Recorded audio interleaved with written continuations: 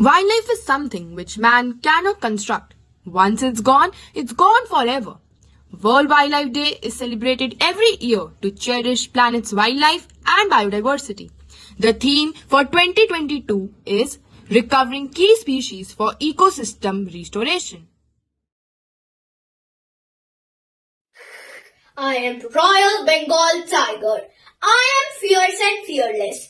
I take pride in being the national animal of India. Sadly, it seems my days are numbered owing to hunting and poaching. You will be shocked to know that fewer than 2,000 of Bengal tigers are left in the wild. Our natural habitats are shrinking in size just to make more homes for humans. The government of India has launched number of projects to increase our population. Please raise awareness and save me and my family from disappearing forever.